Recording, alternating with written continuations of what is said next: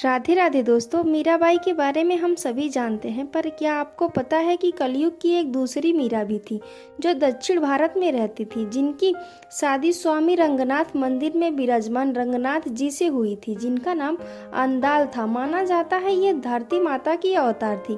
आइए जानते हैं इनकी उत्पत्ति कैसे हुई थी और इनकी शादी में क्या अड़चने आई थी जब इनके पिता ने रंगनाथ जी को बताया था। अंदाल एक महिला महान अलवर संत एवं कवि थी। वह 12 अलवर संतों में से एकमात्र महिला संत थी जिन्होंने अपना संपूर्ण जीवन भगवान विष्णु की भक्ति के लिए समर्पित कर दिया था। माना जाता है इनका जन्म 7वीं शताब्दी ईस्वी के दौरान श्री विल्लुपुत्तूर गांव में हुआ था। अब आइए जान लेते हैं इस विल्लुपुत्तूर की स्थापना किसने की। इसका इतिहास जानने के लिए प्लीज वीडियो में बने रहें।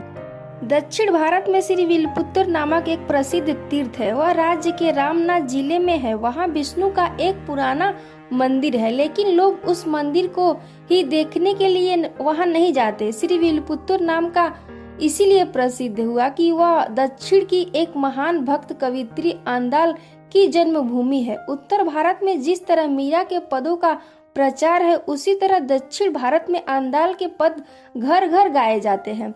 दक्षिण भारत के हर विष्णु मंदिर में उसकी मूर्ति प्रतिष्ठित है और लोग श्रद्धा से उसकी पूजा करते हैं। पुराने समय में श्री विल्लुपुत्तूर के आसपास का प्रदेश जंगलों में घिरा था। वहां पहले आदिवासी लोग रहा करते थे। उन आदिवासियों में मल्ली नाम की कोई नामी महिला हुई थी, जिसके कारण वह इलाका मल्लीनाहू कहलाता था। मल्ली के लड़के का नाम विल्ली था। वह भी बड़ा प्रभावशाली निकला। उसने एक बार आसपास के जंगलों को साफ करना शुरू किया। जंगल साफ करते करते अचानक उसे एक बहुत ही पुराना विष्णु मंदिर मिला। उसने उस मंदिर का उद्धार किया और उसके चारों ओर एक गांव बसाया। विल्ली के नाम पर ही यह गांव श्री विल्लुपुत्तूर कहलाया। यह दक्षिण का एक महान पुण्य क्षेत्र बन गया। आज से कोई 1300 साल पहले श्री विल्लुपुत्तूर में अलवर भक्त रहते थे। उनका असली नाम वैसे विष्णुचित था, किंतु लोग उनको पेरियालवार कहते थे। अलवर दक्षिण के प्राचीन वैष्णव भक्तों को कहते हैं, जिनकी संख्या 12 है। 12 अलवारों में पेरियालवार का बहुत ऊंचा स्थान है। पेरियालवार शब्द का अर्थ ही होता है महान आलवार।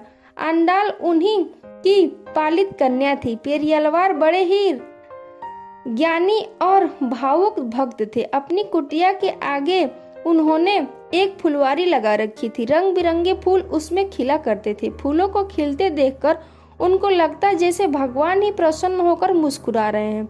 भगवान के लिए उन फूलों की माला वह अपने आप तैयार करते थे। एक दिन पेरियालवार बड़े सवेरे उठे। फुलवारी में उस दिन बहुत सारे फूल खिले थे। फूलों की डलियां भर चली थी कि अचानक उन्होंने एक तुलसी के पौधे के नीचे किसी चीज को हिलते डुलते देखा, तो उनको अचरज का ठिकाना न रहा।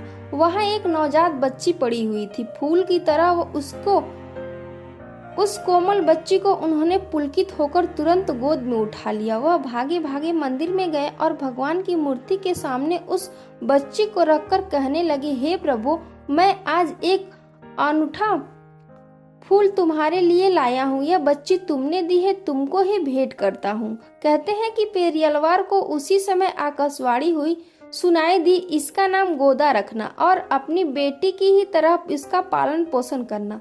तमिल में गोदा का अर्थ होता है फूलों की माला सी सुंदर।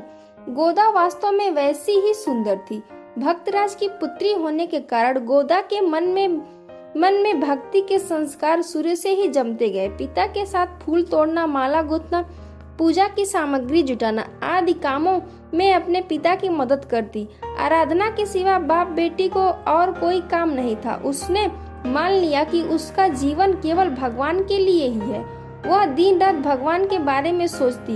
एक दिन मंदिर के पुजारी ने पेरियालवार से कहा, आपकी माला भगवान की पूजा के योग्य नहीं है, क्योंकि किसी ने उसे पहनकर अपवित्र कर दिया है। पेरियालवार को इस पर सहसा विश्वास नहीं हुआ, लेकिन उन्होंने कुछ कहा नहीं।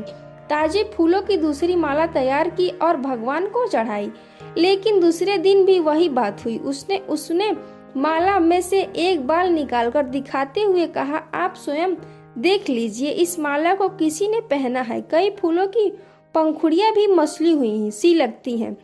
पेरियालवार यह सुनकर चिंता में पड़ गए। भगवान को चढ़ाई जाने वाली माला कौन पहन सकता है? माला तो गोदा तैयार करती है, वह पहन लेगी, ऐसा सोचा भी नहीं जा सकता। फिर बात क्या है? प्रभु की यह कैसी माया?